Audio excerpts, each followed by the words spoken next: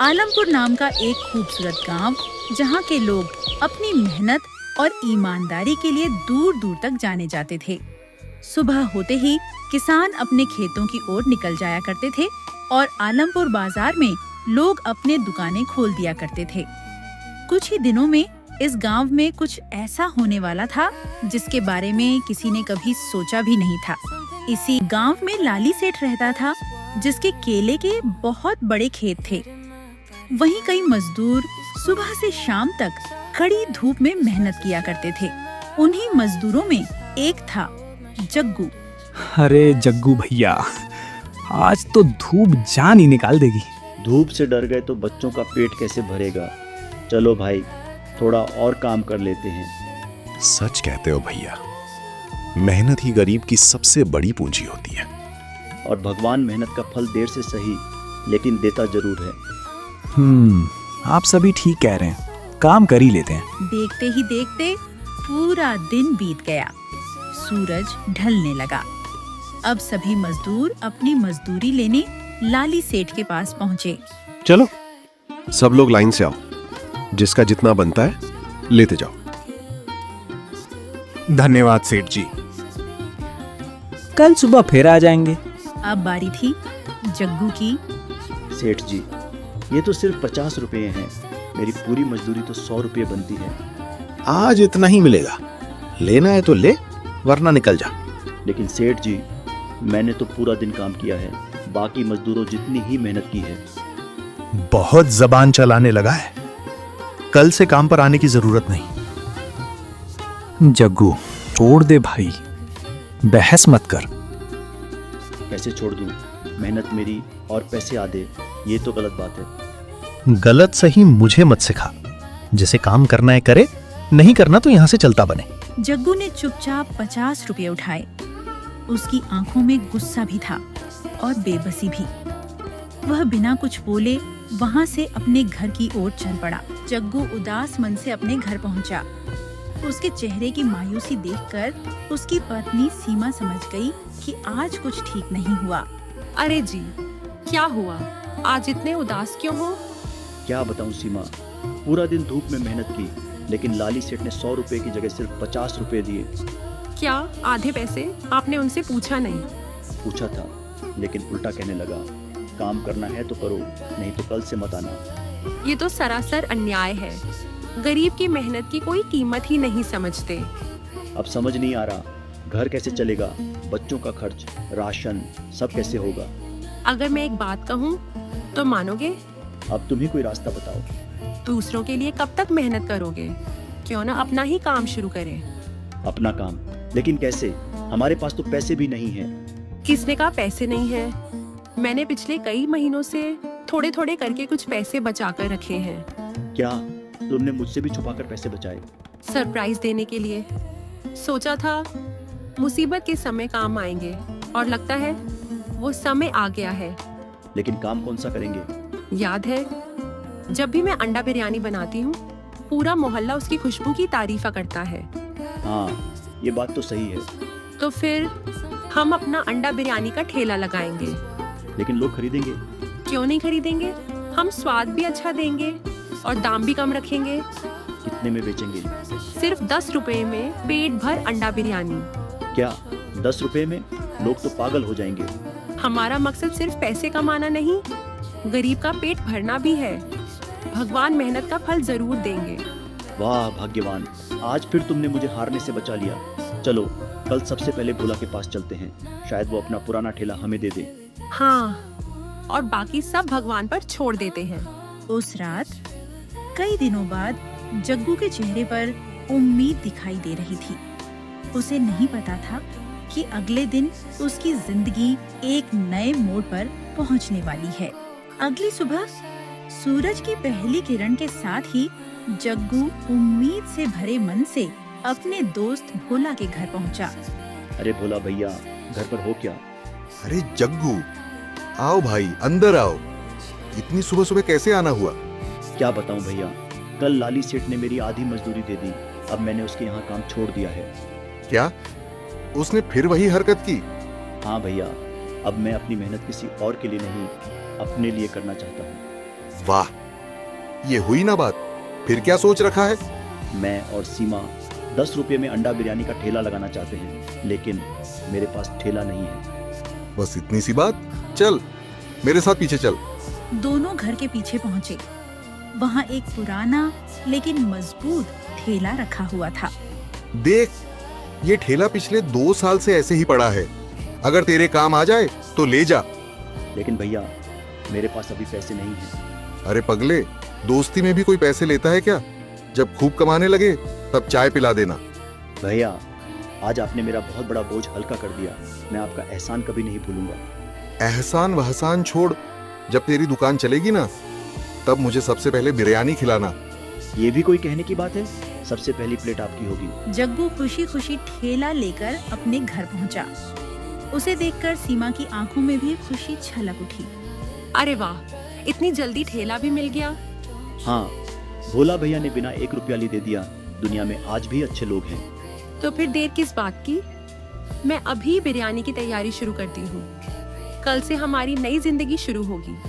हाँ भाग्यवान, अब मेहनत अपनी होगी और पहचान भी अपनी होगी। उस रात पूरा परिवार देर तक बैठकर अपनी नई शुरुआत के सपने देखता रहा। उन्हें नहीं पता था कि अगले दिन उनके ठेले पर सबसे पहला ग्राहक उनकी किस्मत बदलने वाला था। अगली सुबह सूरज निकलने से पहले ही जग्गू उठ गया। आज उसकी जिंदगी का सबसे बड़ा दिन था।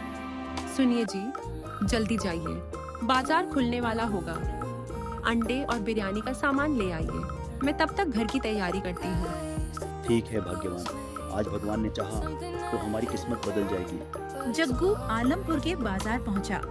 सबसे पहले वह अंडे वाले के पास गया। अरे जग्गू भाई, आज इतने सारे अंडे, कोई दावत है क्या? दावत नहीं भैया, आज से अपना काम शुरू कर रहा हूँ। अरे वाह, भगवान तरक्की दे। ये लो, ताजे अंडे हैं। धन्यवाद भैया। इसके बाद वह किराने की दुकान पहुंचा। क्या चाहिए भाई? बासमती चावल, बिरयानी मसाला, तेल, प्याज, अदरक, लहसुन, हरी मिर्च और थोड़ा धनिया भी दे दीजिए। लगता है आज कोई बड़ा काम शुरू होने वाला है। हाँ भैया, दुआ करना। मेरी शुभकामनाएं तुम्हारे साथ हैं। सारा सामान लेकर जग्गू घर पहुंचा। सीमा ने बड़े प्यार से मसाले तैयार किए। धीरे धीरे पूरे घर में अंडा बिरयानी की खुशबू फैल गई। जरा छक्कर बताइए, नमक ठीक है ना? वाह, ऐसी बिरयानी तो पूरे आलमपुर में किसी ने नहीं खाई होगी। अब बातें छोड़िए, ठेले पर सब सामान लगाइए। दोनों ने मिलकर पुराना ठेला साफ किया। बड़ा भगोना रखा, उबले हुए अंडे सजाए, प्याज, नींबू, धनिया और मसाले रखे। फिर सामने एक बोर्ड लगाया, 10 रुपये में अनलिमिटेड अंडा बिरयानी। आओ भैया, आओ, गर्मा गर्म अंडा बिरयानी खाओ। सिर्फ 10 रुपये में पेट भरकर खाओ। लेकिन कई मिनट बीत गए, कोई भी ग्राहक ठेले पर नहीं आया। लोग दूर से देखते और आगे बढ़ जाते। लगता है लोगों को हम पर भरोसा नहीं है। हिम्मत मत हारिए, पहला ग्राहक जरूर आएगा। भगवान मेहनत कभी बेकार नहीं जाने देते। तभी एक दुबला पतला बूढ़ा आदमी लाठी के सहारे धीरे धीरे जग्गू के ठेले की तरफ बढ़ने लगा। बेटा, 2 दिन से ठीक से खाना नहीं खाया, बहुत भूख लगी है, लेकिन मेरे पास 1 भी रुपया नहीं है। अरे बाबा, पहले बैठ जाइए। नहीं बेटा, मैं बिना पैसे के खाना नहीं खाऊंगा। हमारी दुकान पर पहले इंसान की भूख देखी जाती है, पैसे बाद में। लीजिए बाबा, गर्मा गर्म अंडा बिरयानी, आराम से खाइए। बेटा, भगवान तुम्हें बहुत तरक्की दे। आज तुमने मेरा पेट ही नहीं, दिल भी भर दिया। बूढ़ा बड़े चाव से बिरयानी खाने लगा। उसी समय खेतों से लौट रहे 3 किसान आपस में बातें करते हुए उधर से गुजरे। अरे देखो तो, यहाँ कोई नया ठेला लग गया। अरे भाई, इस पर लिखा है 10 रुपये में अनलिमिटेड अंडा बिरयानी। क्या 10 रुपये में अनलिमिटेड? ये कैसे हो सकता है? मुझे तो लगता है कुछ गड़बड़ है। इतने कम पैसे में कोई बिरयानी नहीं बेच सकता। अरे छोड़ो, चलो बाबूलाल की चिकन बिरयानी खाते हैं। कम से कम उसका स्वाद तो बढ़िया होता है। रुको, पहले उस बाबा से पूछ लेते हैं, अगर उन्हें बिरयानी पसंद आई हो तभी खाएंगे। बाबा, बिरयानी कैसी है? सच सच बताइए। बेटा, सालों बाद इतनी स्वादिष्ट अंडा बिरयानी खाई है। और सुनो, जब मैंने कहा कि मेरे पास पैसे नहीं हैं, तब भी इस लड़के ने मुझे मुफ्त में खाना खिलाया। सच में? हाँ बेटा, ऐसे इंसान बहुत कम मिलते हैं। तीनों किसान जग्गू के ठेले की ओर बढ़ते हैं। 3 प्लेट अंडा बिरयानी लगा दीजिए। अभी लाया भैया, आराम से बैठिए। तो तीनों बिरयानी खाने लगते हैं। अरे वाह, इतनी स्वादिष्ट बिरयानी। सच में मैंने सोचा था स्वाद खराब होगा, लेकिन ये तो बाबूलाल से भी बढ़िया है। और सिर्फ 10 रुपए, ऊपर से अनलिमिटेड। अब से तो हम यहीं खाएं। भाइयों, अगर बिरयानी कम पड़े तो बेझिझक और ले लीजिए, यहाँ कोई भूखा नहीं जाएगा। आज से हमारी बिरयानी की दुकान बदल गई। अब हम बाबूलाल के पास नहीं, जग्गू भैया के ठेले पर ही आएंगे। तीनों किसान खुशी खुशी वहाँ से चले गए, लेकिन उन्हें जरा भी अंदाजा नहीं था कि उनकी यही बातें कुछ ही देर में बाबूलाल बिरयानी वाले के कानों तक पहुँचने वाली थीं। भाई, आज तो मजा ही आ गया। इतनी स्वादिष्ट अंडा बिरयानी और सिर्फ 10 रुपये में। सच कहूँ, मैंने तो सोचा था कि कोई धोखा होगा, लेकिन स्वाद तो बाबूलाल से भी अच्छा था। अब से मैं बाबूलाल के पास नहीं जाऊंगा, जग्गू भैया के ठेले पर ही खाना खाऊंगा। उसी समय पास में अपनी चिकन बिरयानी की दुकान पर बैठा बाबूलाल उनकी बातें सुन रहा था। उसके चेहरे का रंग बदल गया। क्या कहा तुमने? मेरी बिरयानी से अच्छी? हाँ बाबूलाल, जाकर खुद चखो। और सबसे बड़ी बात, वो सिर्फ 10 रुपये में अनलिमिटेड बिरयानी खिला रहा है। क्या 10 रुपए में अनलिमिटेड? ये कभी नहीं हो सकता। हमें भी पहले यकीन नहीं, लेकिन खाकर आएंगे। बहुत बढ़िया है। समझ गया। 2 दिन की दुकान है, फिर खुद ही बंद हो जाएगी। तीनों किसान वहाँ से चले गए, लेकिन बाबूलाल के मन में आग लग चुकी थी। भोला, अगर ऐसा ही चलता रहा तो हमारी दुकान बंद हो जाएगी। मालिक, आज तो आधे ग्राहक भी नहीं आए, सब उस जग्गू के ठेले पर चले गए। नहीं, कुछ करना ही पड़ेगा। आज रात उसका ठेला ही नहीं बचेगा। समझ गया मालिक। अब तो मुझे लगता है कि रात को कुछ तड़कता भड़कता ही होगा। रात गहरा चुकी थी। पूरा बाजार सुनसान था। चारों तरफ सन्नाटा पसरा हुआ था। तभी बाबूलाल और भोला धीरे धीरे जग्गू के ठेले के पास पहुंचे। जल्दी करो, कोई देख न ले। जैसे ही उसके नौकर ने जग्गू के ठेले को हाथ लगाया, अंधेरे में किसी की तेज आवाज गूंजी। रुको, वहाँ कौन है? तीनों के हाथ वहीं रुक गए। वे डरकर धीरे धीरे पीछे मुड़े। वह दोनों भागने लगे, मगर उनके सामने वह बूढ़ा चौकीदार आ गया। रुको, कौन हो तुम लोग? क्या कर रहे हो तुम लोग? कौन है तू? अपने काम से मतलब रख भाई। यह बूढ़ा और कोई नहीं, बाजार का चौकीदार था। मैं इस गांव का चौकीदार हूँ। अरे बाबूलाल, इतनी रात को जग्गू के ठेले के पास क्या कर रहे हो? ना, नहीं, मैं तो बस यहीं से गुजर रहा था। मुझे बेवकूफ मत बनाओ। मैंने अपनी आंखों से देखा है, तुम ठेले को हाथ लगा रहे थे। मालिक, चलो यहाँ से। चलो। तीनों बिना कुछ बोले वहाँ से भाग गए। बाबूलाल की आंखों में अब भी नफरत भरी हुई थी। जग्गू हमेशा की तरह अपना ठेला लेकर बाजार पहुंचा। आज कल से भी ज्यादा बिरयानी बिकेगी। बहुत मजा आएगा बिरयानी बेचने में भी। भगवान का नाम लेकर शुरुआत करिए। धीरे धीरे फिर से ग्राहक आने लगे। लाइन पहले से भी लंबी थी। भैया, आज 2 प्लेट पहले देना। मेरे लिए थोड़ा ज्यादा मसाला रखना। फिर वो दोनों खाने लगे। उधर दूर खड़ा बाबूलाल ये सब देख रहा था। नहीं, अब डराने से काम नहीं चलेगा। इस बार ऐसी चाल चलूंगा कि पूरा गांव जग्गू की बिरयानी से नफरत करने लगेगा। क्या करने वाले हो मालिक? वक्त आने दो, सब पता चल जाएगा। बाबूलाल के चेहरे की वह मुस्कान किसी बड़े तूफान का इशारा कर रही थी। आखिर वह कौन सी नई चाल चलने वाला था? ये भीड़ कल से मेरी दुकान पर वापस आएगी, चाहे मुझे कुछ भी करना पड़े। कालू, अब समय आ गया है, पूरे बाजार में ये बात फैला दो कि जग्गू अपनी बिरयानी में घटिया चावल, सस्ता तेल और घटिया मसालों का इस्तेमाल करता है। समझ गया मालिक, आज के बाद उसके ठेले पर कोई नहीं जाएगा। याद रखना, किसी को पता नहीं चलना चाहिए कि ये बात हमने फैलाई है। आप चिंता मत करिए मालिक, अभी पूरा बाजार यही बात करेगा।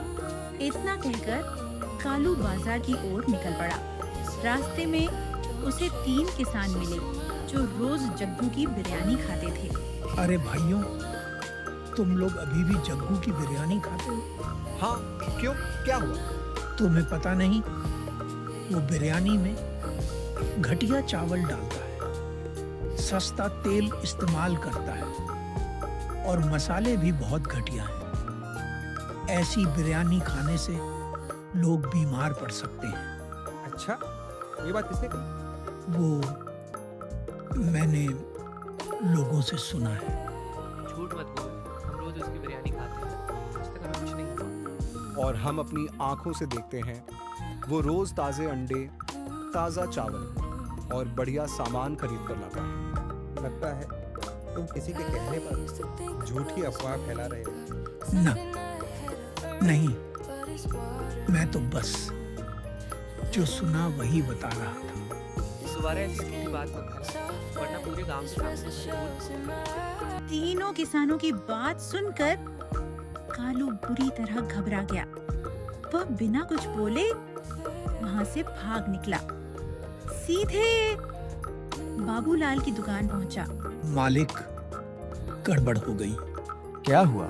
इतना घबराए क्यों हो? जिन किसानों के पास मैं अफवाह फैलाने गया था, उन्होंने मेरी ही क्लास लगा दी। कह रहे थे वो रोज जग्गू की बिरयानी खाते हैं और उसे ताजा सामान खरीदते हुए खुद देखते हैं। अब कोई भी हमारी बात पर भरोसा नहीं कर रहा। तो अब मुझे खुद मैदान में उतरना पड़ेगा। कालू, अब लोगों को बहकाने से कुछ नहीं होगा। अब ऐसा खेल खेलूंगा कि पूरा गांव जग्गू से नफरत करेगा। मालिक, क्या करने वाले हैं? चल मेरे साथ डेयरी की दुकान पर। दोनों सीधे उस डेयरी की दुकान पहुंचे जहां से जग्गू रोज ताजे अंडे खरीदता था। अरे बाबूलाल जी, आज इधर कैसे आना हुआ? तुमसे एक छोटा सा काम है। जी बताइए। कल जब जग्गू अंडे लेने आए तो उसे ताजे अंडों की जगह ये खराब अंडे दे देना। क्या? नहीं मालिक, ये ठीक नहीं। जग्गू बहुत सीधा इंसान है, मैं उसके साथ धोखा नहीं कर सकता। ये देख, इतने पैसे शायद तूने एक साथ कभी नहीं देखे होंगे। बस मेरा काम कर दे। लेकिन मालिक, अगर किसी को पता चल गया तो मेरी दुकान भी बदनाम हो जाएगी। किसी को कुछ पता नहीं चलेगा, और अगर मेरा काम नहीं किया तो याद रखना, इस बाजार में तेरी दुकान भी नहीं बचेगी। ठीक है, जैसा आप कहेंगे वैसा ही होगा। मालिक, अब कल पूरा खेल पलट जाएगा। हाँ, कल पूरा गांव यही कहेगा कि जग्गू घटिया बिरयानी बनाता है। दोनों वहां से हंसते हुए चले गए, लेकिन डेयरी वाला वहीं खड़ा अपने की पर पछता रहा था। हे भगवान, मैं लालच में आकर बहुत बड़ी गलती करने जा रहा हूं। अगली सुबह जग्गू हमेशा की तरह डेयरी की दुकान पर पहुंचा। राम राम भैया, आज 100 अंडे दे दीजिए, आज बिट ज्यादा आने वाली है। जी, अभी देता हूँ। डेयरी वाले के हाथ कांप रहे थे। उसने बाबूलाल के कहने पर ताजे अंडों की जगह खराब अंडे जग्गू को दे दिए। धन्यवाद भैया, कल मिलते हैं। मुझे माफ कर देना जग्गू। जग्गू अंडे लेकर घर पहुंचा। आ गए, चलिए जल्दी से बिरयानी बनाते हैं। हाँ, आज देर नहीं करनी, ग्राहक इंतजार करेंगे। कुछ ही देर में बिरयानी तैयार हो गई। जग्गू अपना ठेला लेकर बाजार पहुंच गया। जग्गू भैया, आज 2 प्लेट देना। मेरे लिए भी 1 प्लेट। और मेरे लिए अनलिमिटेड। आज बहुत भूख लगी है। सबको मिलेगा, आराम से बैठिए। अरे आज स्वाद कुछ अलग लग रहा है। हाँ, मुझे भी अजीब सी बदबू आ रही है। रुको, ये क्या? उसे उल्टी हो जाती है। अरे क्या हुआ? भैया, आप ठीक तो हैं? मुझे भी अच्छा नहीं लग रहा। ये बिरयानी पहले जैसी नहीं है। देखते देखते लोग बिरयानी छोड़ने लगे और अब बात पूरे गांव में फैल चुकी थी। ये कैसे हो गया? हमने तो हमेशा की तरह ही बिरयानी बनाई थी। मुझे भी कुछ समझ नहीं आ रहा। हमने तो कोई गलती नहीं की। उसी समय दूर खड़ा बाबूलाल ये सब देखकर मुस्कुरा रहा था। अब होगा असली खेल शुरू। शोर सुनकर गांव के कई लोग और सरपंच भी उसी तरफ आने लगे। अब जग्गू का क्या होगा? यहाँ क्या हो रहा है? इतना शोर क्यों मचा है? सरपंच जी, आज जग्गू की बिरयानी खाने के बाद मेरी तबीयत खराब हो गई। आज बिरयानी का स्वाद भी अजीब था। सरपंच जी, मैं सच कह रहा हूँ, मुझे नहीं पता ऐसा कैसे हो गया। हमें नहीं पता है कि बिरयानी ऐसे कैसे खराब बनी थी। तभी बाबूलाल आगे आया। उसके चेहरे पर बनावटी दुख था। सरपंच जी, मैं तो पहले ही कह रहा था, यह आदमी अच्छा सामान इस्तेमाल नहीं करता। ऐसे लोगों की वजह से पूरे गांव का नाम खराब होता है। जग्गू, जब तक सच्चाई सामने नहीं आती तुम अपनी दुकान बंद कर दो। और सिर्फ दुकान बंद नहीं, इसे गांव से भी निकाल देना चाहिए। सरपंच जी, मैंने कोई गलती नहीं की। मुझ पर भरोसा कीजिए। आप मेरी बात मानिए। मैंने और मेरी पत्नी ने दोनों ने ही कुछ भी नहीं किया है। हम गरीब हैं, लेकिन बेईमान नहीं। तभी दूर से एक आवाज आई। ये वही डेयरी वाला था जिसने मिलावट की थी बाबूलाल के कहने पर। रुकिए सरपंच जी, जग्गू की कोई गलती नहीं है, वो बिल्कुल निर्दोष है। क्या कहना चाहते हो? सरपंच जी, गलती मेरी है। मैंने लालच में आकर बाबूलाल के कहने पर जग्गू को खराब अंडे दिए थे। मुझे माफ कर दो। झूठ बोल रहा है। नहीं, ये सच है। बाबूलाल ने मुझे पैसे दिए थे ताकि मैं जग्गू को खराब अंडे दूं और उसकी बदनामी हो जाए। हमें पता था जग्गू ऐसा कभी नहीं कर सकता। अब सब सच सामने आ गया है बाबूलाल। अब झूठ मत बोलो, नहीं तो मैं पुलिस को बुला लूंगा। सरपंच जी, मुझे माफ कर दीजिए। जग्गू के ठेले में इतनी ज्यादा भीड़ लगने के कारण मुझे ईर्ष्या होने लगी थी। सरपंच जी, रुकिए। यदि इन्हें अपनी गलती का एहसास है तो इन्हें माफ कर देते हैं। जग्गू की इस प्रकार की अच्छी सोच के कारण सभी लोग ताली बजाने लगे।